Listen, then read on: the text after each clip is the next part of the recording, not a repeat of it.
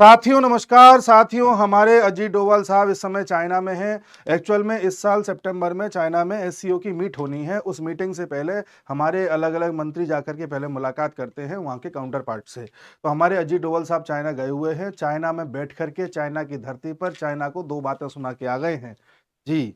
वहां पर जाकर के इन्होंने कहा कि चाइना का जो ये डबल स्टैंडर्ड है ना टेररिज्म को लेकर के, ये सब नहीं चलेगा। चाइना स्पष्ट करे कि टेररिज्म को लेकर के उसका क्या स्टैंड है। कई सारे ऐसे ग्रुप हैं, लश्कर तैयबा है, जैश ए मोहम्मद है, इन सब के कई आतंकी ऐसे हैं तथा ये ग्रुप्स ऐसे हैं, जब जब भारत इनको अंतर्राष्ट्रीय टेररिस्ट ग्रुप घोषित करवाने के लिए यूएन में वोटिंग करवाता है तो चाइना उस पर वीटो लगा देता है। तो ये सब चीज़ें नहीं चलेंगी। उधर चाइना एक तरफ तो कहता है कि हाँ पहलगाम में जो हुआ वो ठीक नहीं हुआ, और उधर देखा जाता है कि चाइना की हथियार लेकर के पाकिस्तान हमसे युद्ध कर रहा है। तो ये सारी चीज़ें नहीं चलेंगी। उसके अलावा भी कई सारी जो बातें हुई हैं वो पॉजिटिव नोट पर हुई हैं। भारत और चीन के जो संबंध हैं वो अन्य मामलों में सुधर रहे हैं, ऐसा दोनों ने ही कहा है। ठीक है साहब, तो ये देख लीजिए, मुलाकात करी है। और जो ये वांग यी हैं चाइना के, इनसे साफ साफ कह दिया है कि भाई ये जो आपका टेररिज्म को लेकर के डबल स्टैंडर्ड है ये नहीं चलेगा। उसके अलावा भी चाइना ने ये कहा है कि भारत और चीन के रिश्ते हर मामले में सुधर रहे हैं। जैसा कि आप जानते हैं, मैंने आपको पहले भी कई वीडियोस में बताया है कि पिछले साल भारत और चीन के बीच में हमारे एनएसए साहब भी गए थे, बातचीत हुई थी। और बातचीत में फाइनली ये तय कर लिया गया था कि चाइना जो गलवान में 4 साल से एग्रेशन दिखा रहा है, जो अकड़ दिखा रहा है, अब चाइना फाइनली उससे पीछे हट जाएगा। और ऐसा पहली बार हुआ था इतिहास में जब चाइना 4 कदम आगे आया और फिर अंत में 4 कदम पीछे भी चला गया। वरना इसकी आदत वो रहती है, 4 कदम आगे आता है, फिर आपसे नेगोशिएट करता है और 2 कदम पीछे चला जाता है। तो ओवरऑल 2 कदम आगे ही रहता है। ऐसा पहली बार हुआ कि 4 कदम पीछे चला गया। हालांकि भारत की डिप्लोमेसी का जो ये सक्सेस था, इसके बारे में कुछ यूट्यूबर्स चर्चा नहीं कर रहे होंगे। उनको तो यही कहना होता है कि कैसे भी जयशंकर साहब इस्तीफा दे दें। लेकिन ऐसा पहली बार हुआ कि चाइना पीछे चला गया। पिछली साल ही जो वार्ता हुई थी अक्टूबर नवंबर के आसपास, उसी में ये बात भी निकल करके आई थी कि अब चाइना और भारत के बीच में जो डायरेक्ट फ्लाइट्स हैं वो चालू कर दी जाएंगी। और उनको चालू करने की घोषणा अब जो है ग्राउंड स्तर पर भी हो गई है। ये देख लीजिए, अभी जून की ही खबर है। उसी वक्त ये घोषणा हुई थी कि भारत और चीन के बीच में पहले नाथुला से होते हुए एक रास्ता जाता था, सिक्किम में नाथुला है, वहां से होते हुए रास्ता जाता था, और कैलाश मानसरोवर की यात्रा आप तिब्बत के जरिए कर सकते थे। लेकिन पिछले कई वर्षों से इसको पूरी तरह से स्थगित कर दिया गया था और कोई भी यात्री कैलाश मानसरोवर की यात्रा नाथुला से नहीं कर पा रहा था। तो उस पर भी पिछले साल सहमति बन गई और वो रास्ता भी पुनः खोल दिया गया था। ये भी आपको पता होगा। उसके अलावा कई और भी चीजें हैं जिसको लेकर के बातें चल रही हैं, और ये बातें किस ओर जा रही हैं वो मैं आपको बताता हूं। ऐसा बताया जा रहा है कि भारत और चीन के बीच में जो सुधरते रिश्ते हैं, इसके पीछे बहुत बड़ा हाथ पुतिन का भी है। रशिया चाहता है कि भारत और चीन करीब आ जाएं, क्योंकि रशिया चाहता है कि एक ट्रोइका बनना चाहिए आरआईसी नाम का, जिसमें रशिया, इंडिया, चाइना तीनों मिलकर के एक दूसरे का सहयोग करते हुए आगे बढ़े। हालांकि आरआईसी नाम का ये ग्रुप 2000 से भी पहले, सन 2000 से भी पहले 98-99 के आसपास बन चुका है। समय समय पर इसकी मीटिंग होती रही है, लेकिन कभी भी ये ब्लॉक एक साथ इकट्ठा ऐसे नहीं आया जैसे आना चाहिए था। जैसे यूरोपियन कंट्रीज आते हैं या अमेरिका और यूरोप मिलकर के आते हैं, वैसे नहीं आ पाया। तो रशिया चाहता है मिलकर के ऐसे आए। ऐसा भी माना जा रहा है कि इंडिया और चाइना के बीच में जो ये धीरे धीरे डिस्प्यूट खत्म होते चले जा रहे हैं, इसके पीछे भी रशिया का हाथ है। और अभी आपको याद होगा 1 अप्रैल की बात है जब चाइना ने भी एक कार्टून पेश किया था जिसमें भारत की तरफ से हाथी और उनकी तरफ से ड्रैगन, और दोनों की मित्रता दिखाई थी और लिखा था कि दोनों साथ साथ ही चल सकते हैं। ऐसा करके एक उन्होंने संकेत दिया था कि भारत और चाइना साथ रहेंगे तो चीजें और अच्छी हो जाएंगी। लेकिन भारत का चाइना को लेकर के बस रुख वहीं पर थोड़ा गड़बड़ा जाता है, जहां पर चाइना का टेररिज्म पर डबल स्टैंडर्ड होता है, और दूसरा चाइना हमारे अक्साई चीन को लेकर बैठा हुआ है, तीसरा अरुणाचल के कभी नाम बदल देता है, कभी अरुणाचल को क्लेम करता है, कभी दुनिया में इसकी बातों को उछालता है। हम बस वहीं पर जो है चाइना के साथ तालमेल नहीं बिठा पाते हैं, और इसलिए चाइना इंडिया किसी भी देखेंगे आप बड़े स्तर पर एक साथ खड़े नहीं दिख पाते हैं, क्योंकि ये एक खटास का विषय है। तो साहब अब हो क्या रहा है, ऐसी क्या बातें हो रही हैं कि हम भारत और चीन के रिश्तों को किस ओर देखें, भविष्य कैसा है, रशिया का क्या रोल रहने वाला है। तो हम चर्चा इसी विषय पे करेंगे। अभी तक तो मैं आपको न्यूज बता रहा था, अब मैं आपको एनालिसिस बताता हूं। तो देखो साहब, एनालिसिस ये कहता है कि इस साल हो सकता है पुतिन भारत आ जाए और भारत में प्रधानमंत्री मोदी से मुलाकात करें। मोदी जी ने अप्रैल में उनको न्योता भेजा था, उन्होंने स्वीकार कर लिया है, और अगले 1-2 महीने में इनका आगमन भारत में हो सकता है। और दूसरी बात ये है कि पुतिन भी चाहते हैं कि भारत के साथ एंगेजमेंट उनका भी बढ़े और चाइना का भी बढ़े। ऐसा वो क्यों चाह रहे हैं, इसके पीछे भी एक कारण है। अभी-अभी ट्रंप चचा ने, जो डोनाल्ड चौधरी साहब हैं, उन्होंने ये कहा है, अभी 1 दिन पहले की बात है, कि जो भी देश रशिया से तेल खरीदेगा, क्रूड ऑयल खरीदेगा, उस देश पर मैं टैरिफ लगाऊँगा, वो भी 500% तक टैरिफ लगा दूँगा। ऐसा उन्होंने कहा है। ऐसा ट्रंप चचा क्यों कह रहे हैं? ट्रंप चचा ऐसा इसलिए कह रहे हैं क्योंकि अब यूएसए अपना तेल मार्केट में जारी करने जा रहा है। यूएसए अब ये चाहता है कि दुनिया में जो मेजर ऑयल एक्सपोर्टिंग कंट्रीज हैं, उनसे कैसे भी करके हमें अब तेल कम कराना है दुनिया में, और हम अब अपना तेल बेचेंगे। अमेरिका ये चाहता है। दूसरा, जो भारत और चाइना है, ये अपना मुख्य तेल अभी रशिया से ले रहे हैं। भारत लगभग 40% तक तेल रशिया से ले रहा है। चाइना भी अपना बड़ा हिस्सा रशिया से ले रहा है, 20 से 25% का।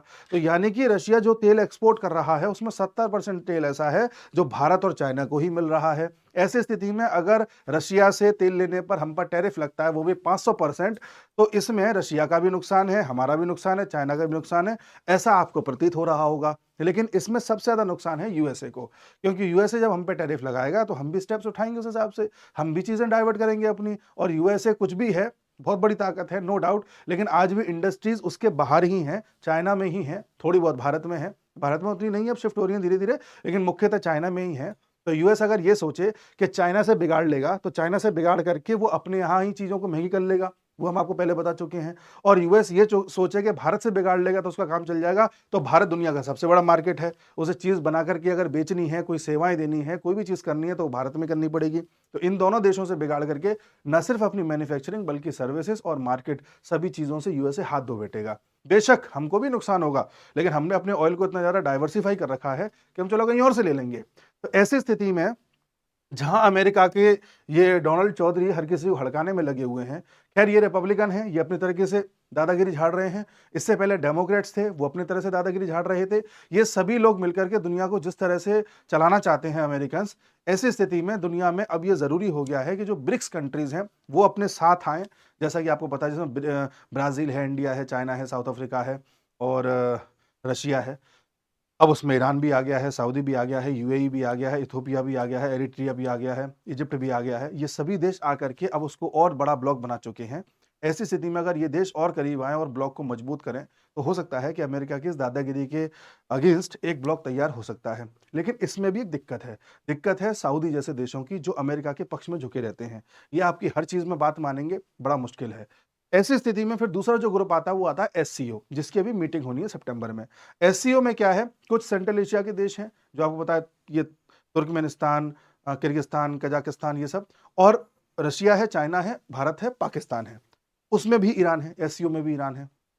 तो साहब, इस ग्रुप में दिक्कत यह है कि सब कुछ ठीक है, लेकिन इसमें पाकिस्तान है। हम किसी ऐसे ग्रुप को आगे बढ़ाना नहीं चाहते, ज्यादा मजबूत करना नहीं चाहते, जिसमें पाकिस्तान भी एक सहभागी है। पिछले साल भी आपको याद होगा कि एससीओ की मीटिंग पाकिस्तान में होनी थी, जिसको अटेंड करने के लिए प्रधानमंत्री मोदी को जाना था, तो मोदी साहब नहीं गए थे, जयशंकर साहब गए थे। इस बार भी चाइना में होनी है, तो चाइना में कोई गारंटी नहीं है कि मोदी जी जाए, क्योंकि पाकिस्तान की उपस्थिति उस ग्रुप में है। तो वो एक अलग बात है। तो अब बचा क्या, ब्रिक्स में पूरी तरह से बात अभी बन नहीं पा रही है, एससीओ में पाकिस्तान की मौजूदगी उसको बिल्कुल बेकार कर दे रही है। तो क्या ऐसा करे कि अमेरिका की दादागिरी के अगेंस्ट एक दीवार खड़ी हो सके, तो वो खड़ी हो सकती है आरआईसी की, रशिया, इंडिया, चाइना। रशिया और इंडिया की दोस्ती हमेशा ऐसी ही बनी रहेगी। कारण क्यों है? कारण क्या है?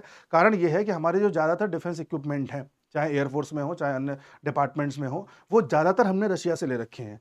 आज अगर हम रशिया से अपनी बिगाड़ लेते हैं किसी मुद्दे पर, तो उसकी सर्विसिंग हो गई, मेंटेनेंस हो गई, टेक्निकल ट्रांसफर हो गया, बाकी इक्विपमेंट्स हो गए, वो सब हम रशिया के बिना अरेंज नहीं कर पाएंगे, और हमारा डिफेंस काफी हद तक जो है पीछे ढकेल सकता है बिना रशिया के।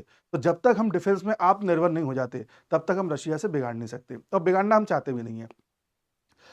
डिफेंस में आत्मनिर्भर की अगर हम बात करें, तो हम इस तरीके से जान सकते हैं कि आप देखिए 2014 के आसपास हम डिफेंस का जो एक्सपोर्ट करते थे, वो करते थे 684 करोड़ का, और 2023 में जो हमारा एक्सपोर्ट था वो लगभग 23,000 करोड़ का था। यानी कि डिफेंस में हम काफी हद तक एक्सपोर्ट अब पहले से ज्यादा करने लगे हैं। बाकी हमारा भी जो पाकिस्तान से टसल हुआ था, उसमें आपने देखा होगा हमारे डिफेंस इक्विपमेंट्स ने पाकिस्तान की एक भी मिसाइल, एक भी ड्रोन यहाँ पर उतरने नहीं दिया, सभी को हवा में मार दिया, जिसके बाद हमारे उस एयर डिफेंस सिस्टम की तारीफ दुनिया में होती रही, और आकाश तीर के अब जो है मास प्रोडक्शन होने लगे हैं, इसके ऑर्डर्स आने लगे हैं। इससे पहले ब्रह्मोस की तारीफ हो चुकी है, उसको हमने कई देशों में एक्सपोर्ट किया है और अब धीरे-धीरे भारत की बाकी चीज़ों के बारे में भी दुनिया जान रही है। जब से यूएसए का F-35 जो कि यूके के पास था, वो ट्राइवेंडम में खड़ा हुआ है और बारिश में भीग रहा है। लोगों का कहना है, पहले बताया गया कि उसका फ्यूल खत्म हो गया, इसलिए वहाँ पर उतारा था, इमरजेंसी लैंडिंग कराई। फिर बाद में खबर आई कि साहब इसका जो अंदर टैंक की सप्लाई होती है पूरी, जहाँ पर हाइड्रोलिक्स होते हैं, उसमें दिक्कत आ गई है। तो हाइड्रोलिक्स ठीक कराने के लिए टीम आई थी, वो भी टीम उसे ठीक नहीं कर पाई। उसके बाद एयर इंडिया ने तथा भारत की एयरपोर्ट्स अथॉरिटी ने कहा कि भाई इसे आप अंदर जो है गैराज में लगा लीजिए, वहाँ पर इसे टीन शेड में रख लीजिए, कोई दिक्कत नहीं, भीगेगा नहीं। उसके लिए भी यूएस तैयार नहीं हुआ, या कहें कि F-35 चलाने वाले तैयार नहीं हुए। तो यानी कि किसी भी तरह से F-35 को वो लोग छूने भी नहीं दे रहे हैं, कहीं लगाने को तैयार भी नहीं है, वापस उड़ा नहीं पा रहे हैं। अंत में कुछ लोग कंक्लूजन ये निकाल रहे हैं कि जो F-35 खड़ा हुआ है, जो दुनिया का सबसे आधुनिक जहाज बताया जाता है, 5वीं पीढ़ी का विमान बताया जाता है और अमेरिका कहता है कि इससे आधुनिक कुछ है ही नहीं, वो विमान भारत के एयर डिफेंस सिस्टम तथा रडार के द्वारा ऐसा लॉक कर दिया गया है कि उस लॉक को ये लोग खोल नहीं पा रहे हैं। तो यहां भी भारत के एयर डिफेंस सिस्टम की तारीफ हो रही है। यूएस कहता है कि स्टेल्थ का बना हुआ है, किसी की पकड़ में नहीं आता, लेकिन हमने उसे न सिर्फ पकड़ा है बल्कि ऐसा पकड़ लिया है कि उसे छुड़ा ही नहीं पा रहा कोई। तो ये हमारे एयर डिफेंस सिस्टम तथा डिफेंस सिस्टम को बेहतर कर रहा है। जब तक हम इतने बेहतर नहीं हो जाते कि हमें रशिया की जरूरत ना पड़े, तब तक हमें रशिया का साथ निभाना पड़ेगा। अब आते हैं चाइना पे। भारत और चाइना के रिश्ते सुधर रहे हैं। अगर आप मुझसे निजी अनुभव पूछें, तो ये मेरी निजी राय है कि आने वाले समय में आप देखोगे कि भारत और चाइना मिलकर के काम करेंगे, मिलकर के। देखिएगा, क्योंकि अमेरिका और यूरोप की हेजेमनी तोड़नी है, तो ये ज़रूरी है इन दोनों देशों का मिलन। और भारत और चाइना का मिलन भी तभी होगा जब भारत भी चाइना से अपनी डिपेंडेंसी को काफ़ी हद तक कम कर लेगा। हमारी डिपेंडेंसी चाइना के उन चीज़ों पर हो गई है, जिसके कारण आज हमारा जीवन चल रहा है। जैसे पूरी दुनिया में सबसे ज़्यादा फार्मास्यूटिकल्स यानी कि दवाइयों को बनाने वाला अगर कोई देश है, तो वो भारत है। लेकिन दवाइयों का जो कच्चा माल है एपीआई, वो हम चाइना से लेते हैं। लगभग 68% एपीआई हम चाइना से लेते हैं। तो साहब वो डिपेंडेंसी है। तो जब तक हम वो खत्म नहीं करेंगे, चाइना के साथ आगे एंगेजमेंट नहीं करेंगे। दूसरी बात, रेयर अर्थ मेटल्स हम चाइना से लेते हैं, बड़े अमाउंट में लेते हैं। हमें रेयर अर्थ मेटल्स दूसरे देशों से लेना स्टार्ट करने पड़ेंगे और अपने यहाँ पर खोजना स्टार्ट करना पड़ेगा। रेयर अर्थ मेटल का काम किस में आता है? ये आता है अगर आप अंतरिक्ष से संबंधित कोई रॉकेट बना रहे हैं, सैटेलाइट बना रहे हैं, उसमें यूज़ होते हैं। इलेक्ट्रिक व्हीकल्स में यूज़ होते हैं, इलेक्ट्रॉनिक्स डिपार्टमेंट में यूज़ होते हैं, विंड एनर्जी, विंड टर्बाइन वगैरह बनाते हैं, उसमें यूज़ होते हैं। तो जैसे जैसे हम ग्रीन एनर्जी की तरफ बढ़ रहे हैं, वैसे वैसे रेयर अर्थ मेटल हमें बहुत ज़्यादा आवश्यक है। ऐसी स्थिति में भारत ने इसकी भी योजना बना ली है। आप याद करिए, लास्ट ईयर जब प्रधानमंत्री मोदी ब्रुनई और सिंगापुर की यात्रा पे गए थे, तो वहां पर सबसे बड़ी जो डील करके आए थे वो यही कि तुम्हारे समुद्र के बगल में, उनके बगल में समुद्र है, तो समुद्र में रेयर अर्थ मेटल बहुत पाए जाते हैं, तो हमें ये इजाजत दी जाए कि हम यहाँ पर जो है ड्रिलिंग कर सकें, माइनिंग कर सकें। इन्होंने इजाजत दे दी है। तो भारत अलग अलग देशों से भी रेयर अर्थ मेटल तलाशने का प्रयास कर रहा है, अपने यहाँ भी खोज रहा है। तो हमें इस पे से भी डिपेंडेंसी हटानी पड़ेगी चाइना के ऊपर से। और तीसरी बड़ी चीज जो हम चाइना पर निर्भर करते हैं, वो है सेमीकंडक्टर चिप्स। हालांकि हम ताइवान से, साउथ कोरिया से, नेदरलैंड से भी लेने का प्रयास कर रहे हैं। ताइवान से और साउथ कोरिया से बहुत लेते हैं, नेदरलैंड से प्रयास कर रहे हैं। तो इसके अलावा भी हमें कोशिश करना है कि ये चिप्स हमारे देश में खुद बने। तो सेमीकंडक्टर चिप्स एक तरीके से सेमीकंडक्टर का कच्चा माल हो गया। जब तक वो चिप्स बनाना हम नहीं जानेंगे, तब तक हमारी मोबाइल इंडस्ट्री, ये टेलीकॉम इंडस्ट्री, ये लैपटॉप वगैरह बनते हैं, ये जितना भी आजकल आप देख रहे हैं सारा कुछ एआई से संबंधित कार्य है, ये सब सेमीकंडक्टर से ही होता है। तो जब तक हम उसमें आत्मनिर्भर नहीं बनेंगे, चाइना से हम डिपेंडेंसी खत्म नहीं कर सकते। इसलिए हमारा हर साल चाइना के साथ व्यापार बढ़ता चला जा रहा है। कभी कहाँ $110 बिलियन का था, कहाँ 120 हुआ, बताते हैं पिछले साल $125 बिलियन तक चला गया था। इस साल आगे भी जा सकता है। तो लोग कहेंगे चाइना से इतना ज़्यादा भारत का टसल है, बावजूद उसके व्यापार बढ़ रहा है। तो कारण ये है कि जो मुख्य चीज़ें हैं, जो रीढ़ हैं कई डिपार्टमेंट्स की, उस रीढ़ पर हम पूरी तरह से डिपेंडेंट हो गए चाइना के ऊपर। कोशिश कर रहे हैं कि धीरे धीरे डिपेंडेंसी खत्म हो जाए। ठीक है? तो जब आप किसी देश से अपनी डिपेंडेंसी खत्म कर लेते हो ना, तब उस देश के सामने आप बड़ी-बड़ी शर्तें रख सकते हो। At the cost of what? कि अगर रिश्ते खराब भी हो जाएँ तो कोई फर्क ना पड़े। ठीक है? तो एक खेल ये चल रहा है। अब दूसरा खेल लेकर के आइए। दूसरा खेल ये है कि भारत ये इंतजाम कर रहा है कि पाकिस्तान को प्यासा मार दिया जाए नदियों का पानी रोक करके। भारत धीरे-धीरे कैनाल्स बनाएगा। कैनाल का पानी राजस्थान, हरियाणा, अन्य प्रदेशों में शिफ्ट किया जाएगा। पाकिस्तान को प्यासा मारा जाएगा। इधर याद करिए, मैंने आपको बांग्लादेश के केस में एक बात बताई थी पिछले वीडियोस में, जब बांग्लादेश उल्टे सीधे बयान दे रहा था, पाकिस्तान से भी हमारी भिड़ंत हो रही थी। उस दौरान मैंने कुछ वीडियोस बनाए थे, आप चेक कर लेना, मिल जाएगा। तब मैंने आपसे कहा था कि बांग्लादेश में तीस्ता नदी जा रही है सिक्किम से होती हुई, उस पर भी भारत प्रहार करेगा और बांग्लादेश को भी प्यासा मारेगा। और अगले साल बांग्लादेश में और भारत के बीच में जो गंगा वाटर ट्रीटी हुई थी 1996 में, उस पर भी भारत प्रहार करेगा और वहां से भी पानी कम करके बांग्लादेश को प्यासा मारेगा। तो उस पर भी हमारे फॉरेन मिनिस्टर जयशंकर साहब का बयान आ गया है कि जो ये गंगा वाटर ट्रीटी है जो 2026 में एक्सपायर होने वाली है, हम इसे अब दोबारा से अगर जब रिन्यू करेंगे तो ऐसा करेंगे कि पानी भारत के पक्ष में ज्यादा आए, बांग्लादेश के पक्ष में कम जाए।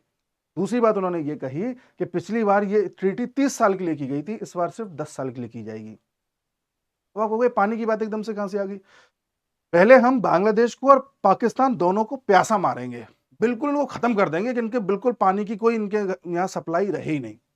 जब पानी का शेयरिंग कंफर्म हो जाएगा इनके साथ कि हम तुम्हें इतना ही देंगे, ऐसे ही रखेंगे और तुम्हें ऐसे ही चलना पड़ेगा, और जब इन दोनों को हम अपने पक्ष में ले लेंगे, तब इन दोनों के जरिए हम चाइना के साथ नेगोशिएट करेंगे कि आओ अपने बॉर्डर इश्यूज हम सुलझा लेते हैं। आप समझ रहे हो चाइना आज क्या कर रहा है? इन दो देशों में तो इन्वेस्ट करके बैठा हुआ है। आप समझ रहे हैं? हमें इन दोनों को पहले इतना कर देना है कि पानी के इश्यूज के दम पर इनको प्यासा मार दिया जाए, इसके बाद इनको बिल्कुल खत्म करके, इनकी आत्मा खत्म करके, उसके बाद इनको बिठा करके चाइना से बातचीत करी जाएगी।